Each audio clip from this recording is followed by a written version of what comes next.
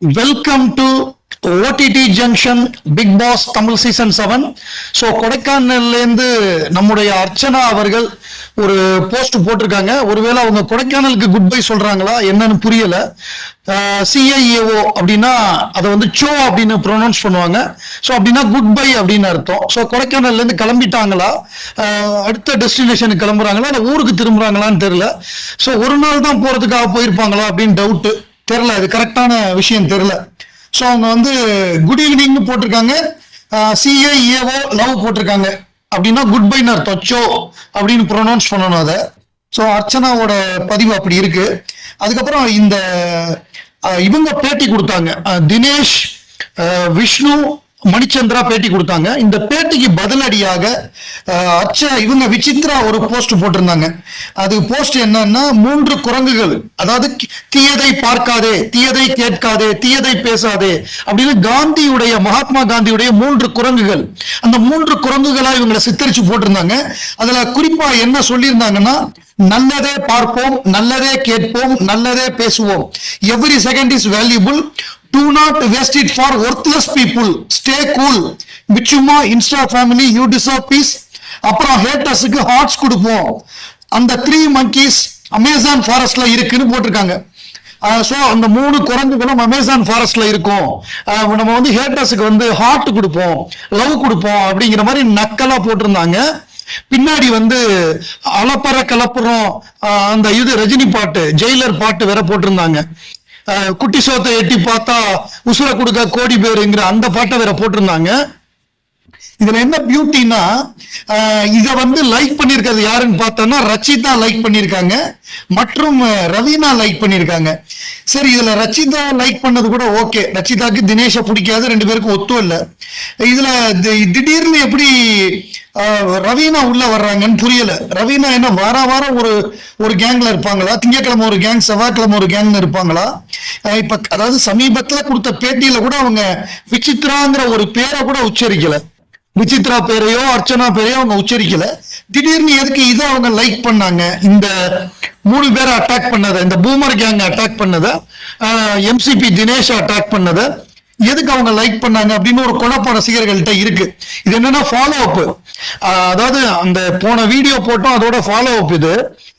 அதுக்கப்புறம் என்ன நடந்திருக்குங்கிற அப்டேட் வேணும்ல நம்ம ஃபேன்ஸுக்கு. ஸோ அதனாலதான் இந்த வீடியோ. இதுல வந்து அர்ச்சனா ஃபேன்ஸ் நிறைய பேர் கோவத்துல இருக்காங்க. அந்த பிஆர் பப்ளிக் ரெஸ்பான்ஸ் நக்கலா தினேஷ் சொன்னதுக்கு, டே தினேஷ், விஷ்ணு, இன்னொரு டைம் அர்ச்சனாவை மோக் பண்ணீங்க, வீட்டுல வந்து செருப்பானே அடிப்பேன் நாயே அப்படின்னு சொல்லி ஒரு அர்ச்சனா ஃபேன் போட்டிருக்காரு. அப்புறம் இன்னொரு அர்ச்சனா ஃபேன், நானும் அர்ச்சனாவோட ஆர்கானிக் ஃபேன் தான், சும்மா என் ஓட்டு எல்லாத்தையும் பிஆர்னு சொல்லி மக்களை அசிங்கப்படுத்தாதீங்க, why so much of jealous Dinesh, எனக்கு தோணுது Rachitha took right decision, Rachitha எடுத்தது சரியான முடிவு தான் அப்படிங்கிற மாதிரி போட்டிருக்காங்க. ஏன்னா உன்ன மாதிரி ஆளோட குடும்பம் நடத்த முடியாது அப்படின்னு போட்டிருக்காங்க. நீ வந்து இன்னொரு தடவை அர்ச்சனாவை பத்தி தப்பா பேசினா செருப்பு எடுத்துட்டு வந்து வீட்டிலே வந்து அடிப்பேன் அப்படிங்கிற மாதிரி கோவத்துல அர்ச்சனா ஃபேன்ஸ் எல்லாம் போட ஆரம்பிச்சிருக்காங்க. அதுக்கப்புறம் 3 குரங்கையும் போட்டு இந்த 3 பேர் வந்து அதே மாதிரி பண்ற மாதிரி போட்டு அந்த மாதிரி ஒரு பதிவு. ஸோ இதெல்லாம் பார்க்க முடியுது. இதுக்காக வந்து நம்ம வந்து விசித்ராவுக்கு சப்போர்ட்னு கிடையாது, நம்ம என்ன இருக்கோ அதோட அந்த லேட்டஸ்ட் டெவலப்மெண்ட்டை சொல்றோம். விசித்ராவும் ஃபேக் மம்மி தான், டம்மி மம்மி தான். இங்க நம்ம வந்து ஒன்லி அர்ச்சனா சப்போர்ட் தான், வேற யாரும் கிடையாது. வேற யாரும் எந்த ஒரு நபருக்கும் நம்ம சப்போர்ட் கிடையாது. ஒன்லி நம்ம வந்து அர்ச்சனா மட்டும்தான். அர்ச்சனாவை யாராவது மோக் பண்ணாலோ ஏதாவது நக்கல் அடிச்சாலோ நிச்சயமா நம்ம வந்து அவங்களுக்கு கட்டாயமாக பதிலடி கொடுப்போம். ஸோ இப்ப இந்த இதுல வந்து என்னன்னு பார்ப்போம். இந்த இவங்க போட்டிருக்கிற பதிவுல வந்து என்ன வந்திருக்குன்னா, மணியோட ஃபேன்ஸ் சில பேர் வந்து போட்டிருக்காங்க கமெண்ட், அதை பார்ப்போம். அதாவது என்னன்னா, என்ன உங்களை இன்டர்வியூல எக்ஸ்போஸ் பண்ணதுக்கு ட்ரிகர் ஆயிட்டீங்களா அப்படின்னு ஒருத்தர் போட்டிருக்காரு. அதுக்கு வந்து விச்சு வந்து என்ன பண்ணிருக்காங்கன்னா, ஹார்டின் போட்டிருக்காங்க, லவ் போட்டிருக்காங்க. ஸோ அது வந்து பயங்கரமான ப்ரூட்டல், செம்ம ப்ரூட்டல் பண்ணி விட்டுருக்காங்க விசித்ரா. அதுக்கப்புறம் இன்னொரு இது என்னன்னா, விசித்ராவை அட்டாக் பண்ணி மணியோட ஃபேன் ஒருத்தர் போட்டிருக்காரு. அவர் என்னன்னா, நீங்க வந்து ரொம்ப இம்மெச்சூர்டா இருக்கீங்க, உங்களுக்கு மெச்சூரிட்டியே இல்லை, அதாவது you are showing that you are immature despite your age and great experience.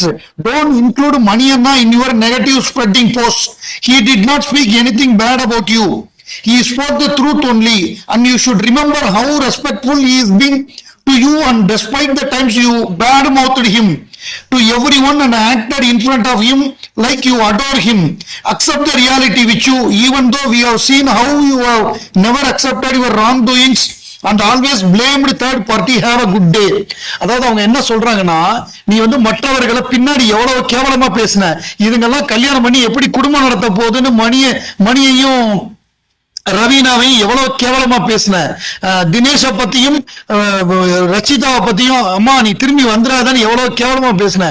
அவ்வளவு இருந்தும் உங்ககிட்ட மரியாதையா தான் நடந்துகிட்டான் மணி. அவனை இந்த லிஸ்ட்ல சேர்க்காத, மத்த 2 பேரை போட்டு வெளு, எம்சிபி தினேஷை போட்டு வெளு, விஷ்ணு கிரீன் அனிமல் விஷ்ணுவை வெளு, எங்களுக்கு அதை பத்தி கவலை இல்ல, மணியா விட்டுரு அப்படின்ட்டாங்க. ஸோ அதுக்கு 11 ரிப்ளை வந்திருக்கு திரும்ப. ஸோ அதுல வந்து மாத்தி 2 பேரும் அடிச்சுக்கிட்டு இருக்காங்க. இந்த மணி ஃபேன் விடுறதா இல்லை. ஸோ கண்டிப்பா கடைசி வரையே பயங்கரமான சண்டையா தான் போயிட்டு இருக்கு. ஸோ இதோட ஃபாலோ அப்ப நம்ம சொல்லணும். அர்ச்சனா ஃபேன்ஸும் கடுப்புல இருக்காங்க தினேஷ் மேலையும் விஷ்ணு மேலையும், அவங்க அந்த பிஆரை பத்தி பேசினதுல. ஸோ மாத்தி இவங்க பண்ணுங்க. அப்புறம் எதுக்கு 10,000 வெடி வெடிச்ச? ஒண்ணு ஒரே முடிவுல இருக்கணும். உனக்கு பிடிக்கலன்னா பிடிக்கலான்னு சொல்லு, பிடிக்குதுன்னா பிடிக்குதுன்னு சொல்லு. ஒரு வாரம் இங்க இருக்கிறது, ஒரு வாரம் அங்க இருக்கிறது, ஜோ மைக்கேல் மாதிரி ஆள்கள் கேள்வி கேட்டா மாத்தி பேசுறது, இந்த வேலையெல்லாம் நமக்கு சரிப்பட்டு வராது அப்படின்னு சொல்லி கடுப்பாயிட்டாங்க அர்ச்சனா ஃபேன்ஸ். அதே மாதிரி மணி ஃபேன்ஸும் விசித்ரா மேல கொலவெறியில இருக்காங்க. இவங்க 2 பேரை திட்டுங்க, எதுக்குங்க எங்களை வம்புக்கு இருக்கிறீங்க அப்படிங்கிறாங்க. அவங்க வந்து ப்ரூட்டல் அட்டாக், இந்த 3 குரங்குகளும் அமேசான் காடுகள்ல வசிக்குது அப்படின்னு சொல்லி விசித்ரா தன்னுடைய எக்ஸ்பீரியன்ஸை காமிச்சிட்டாங்க. ரச்சிதாவை பொறுத்தவரைய அவங்க வந்து எந்த வெளிநாட்டுல இருந்தாலும் சரி, இந்தியால இருந்தாலும் சரி, வெளிநாட்டுல இருந்தாலும் சரி, தினேஷுக்கு எதிராக ஏதாவது பதிவு இருந்தா அதை லைக் போடாம விடுறது இல்லை. சோ அவங்க இப்ப இலங்கையில இருக்காங்க. இலங்கையில யார் இருக்காங்கன்னு பார்த்தோம்னா, நம்ம கேபிஒய் பாலா, கேபிஒய்ல பட்டைய கிளப்பின பாலா பல நல்ல விஷயங்கள் செய்யறாரு. நிறைய பேருக்கு கல்விக்கு உதவி பண்றாரு, ஆம்புலன்ஸ் வாங்கி கொடுக்கறாரு. அவர் கம்மியான சம்பளம் வாங்கினாலும் அதுல அவர் பண்றாரு. So KPY Bala. அதுக்கப்புறம் இவங்க எதுக்கு போயிருக்காங்கன்னா, பாடகர் ஹரிகரனோட இசை கச்சேரி ஆர்கெஸ்ட்ராக்காக போயிருக்காங்க. பிரபல பாடகர் ஹரிகரன், கேபிஒய் பாலா, ரச்சிதா மகாலட்சுமி, அதே மாதிரி ரெட்டின் கிங்ஸ்லி போயிருக்காரு, அவரோட மனைவி சங்கீதா, அதுக்கப்புறம் ஆலியா மானசாவோட கணவர் சஞ்சீவ், இவங்க எல்லாருமே போயிருக்காங்க. ஸோ அங்க வந்து ஒரு மாபெரும் இசை கச்சேரி. இலங்கை வாழ் தமிழர்கள் வந்து எப்பொழுதுமே தமிழ் இசையை கொண்டாடுவாங்க.